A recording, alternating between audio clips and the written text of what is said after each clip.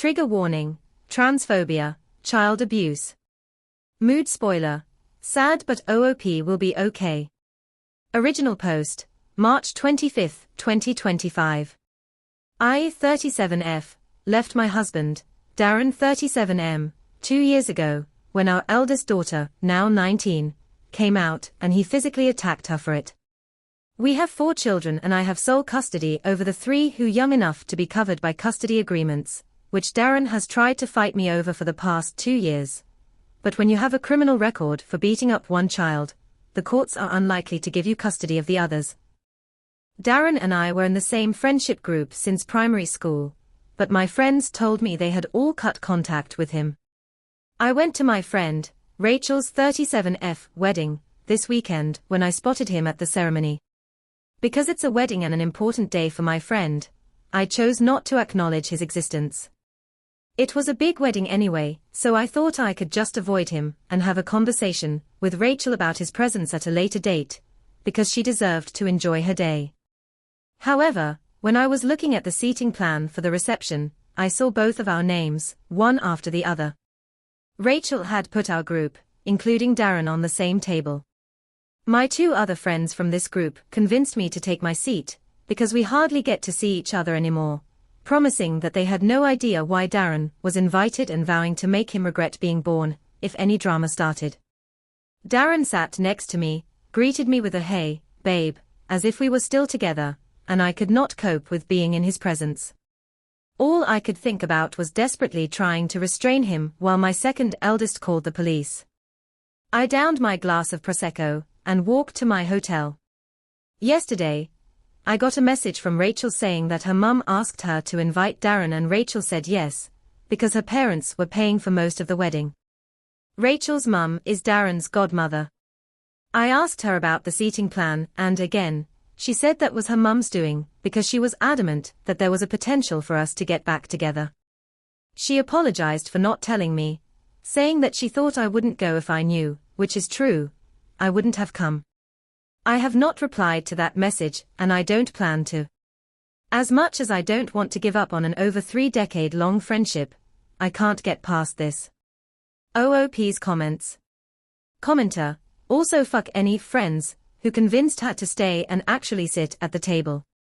YTF, didn't any of them at least offer to swap seats, so she didn't have to sit next to the POS that she should probably have a restraining order against. OOP, thank you. My eldest has a restraining order, but because his actions were towards her and not myself, I don't really have the evidence to be granted one in the UK. Commenter, I assume, since Rachel is from the friend group, that she knows what he did. I also assume, because you've been friends for 30 years, that she knows your children. If these 2 facts are true, then she needed to protect you. This was unforgivable. OOP, yeah, my children call her their auntie and she and her husband helped me pack up our lives after what he did. I still can't wrap my head around why she didn't even warn me.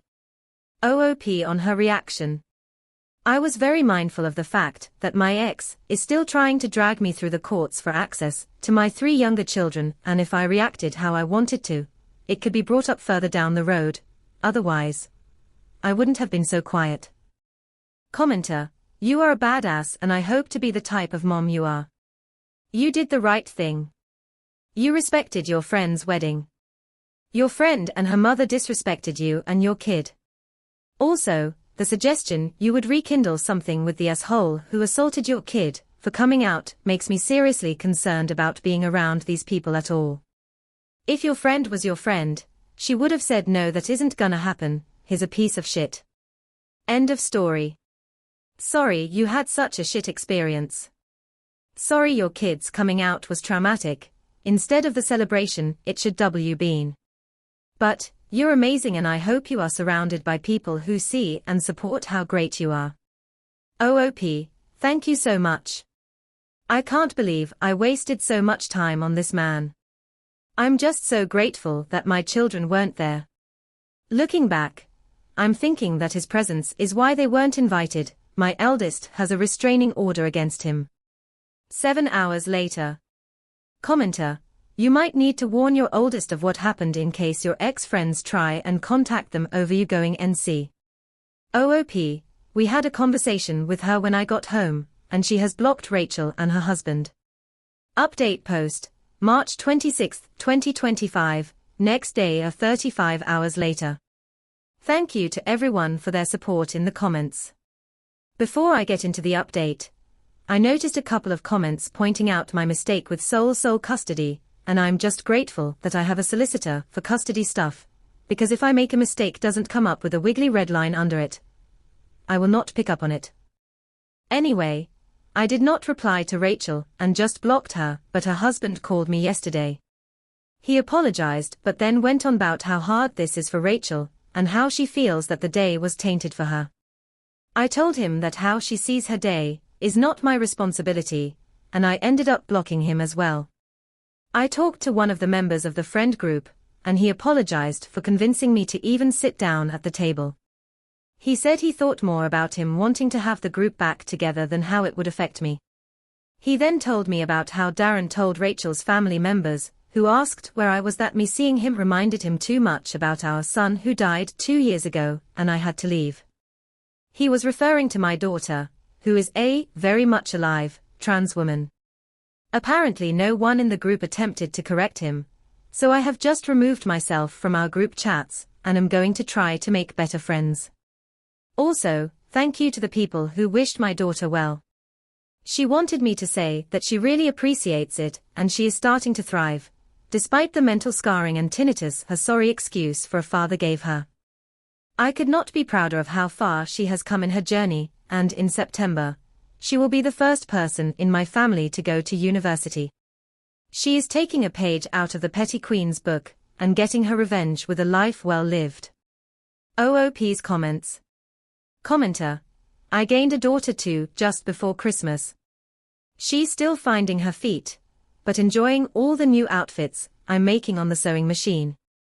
OOP, or, those outfits must mean the world to her. Commenter. What do your other kids think why they can't see their dad? OOP. My second eldest saw what he did and the younger two saw the state he left their sister in. They were 7, 8 and 11 at the time, so they were old enough to be aware of the situation. They do talk about missing having a dad sometimes, but they don't feel safe around him, and my second eldest is petrified of him. Commenter. That's horrifying. I grew up witnessing violence in my home, and that stays with a person. Have you considered counseling for the family? OOP. I am so sorry you had to go through that. They're all in individual therapy through the NHS and their schools, but I will try to get us a referral for family counseling.